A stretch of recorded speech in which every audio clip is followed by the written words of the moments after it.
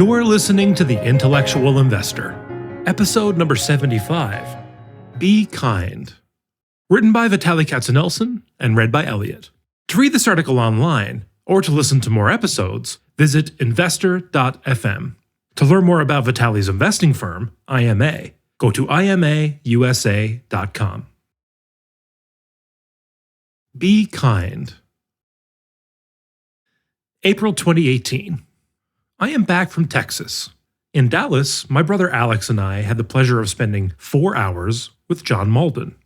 Our visit with him started in John's apartment in downtown Dallas and continued in a bar at a nearby hotel. A lot of my listeners are familiar with John, but for the few who aren't, let me introduce him. John is an economist, a thinker, and an incredible writer. He has written half a dozen books, and he writes probably the most popular free investment newsletter in the world. It's read by millions.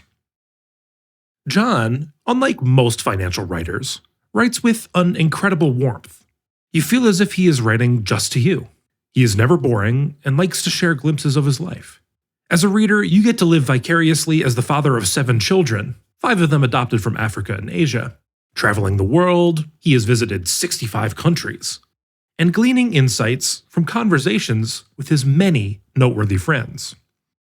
After 2 glasses of white wine, and after we exhausted all the economic and stock market topics, I asked John to what he attributes his success. He said, "I can tell stories. A lot of people can write. Few can tell stories. I think molding a complex and often very boring economic topic into a story is definitely a rare gift. But as a fellow writer, I have some additional thoughts on John's success. As well I might, since I have shamelessly plagiarized his writing style for years. When I started writing, my articles were very proper and extremely boring. After I read John's newsletter, I realized it didn't have to be that way. I saw that I didn't have to hide the real me in my writing, as readers were not just reading for the message. We want to relate to the messenger.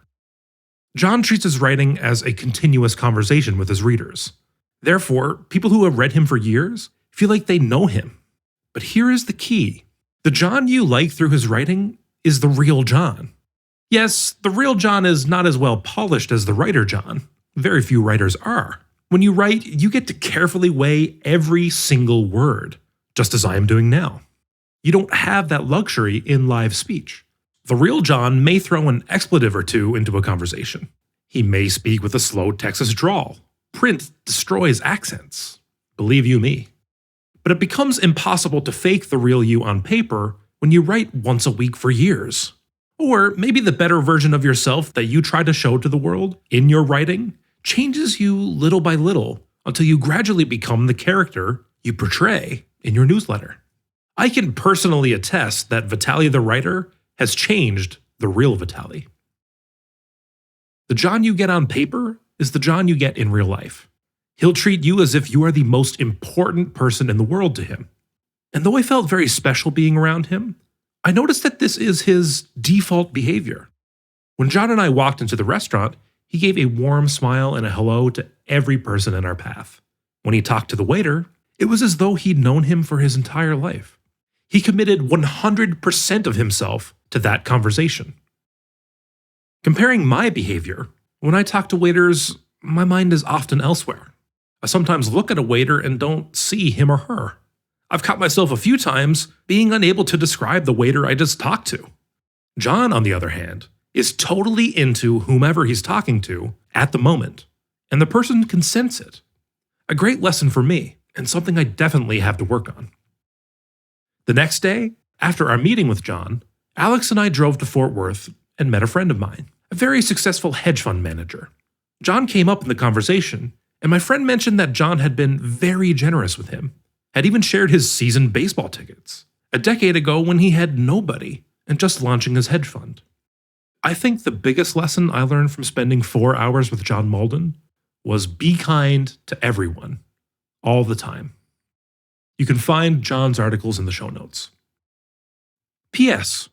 I wrote about my evolution as a writer in an article a while back. You can find that in the show notes. Thank you for listening. To read this article online, or to listen to more episodes, visit investor.fm. Enjoy life, and prosper.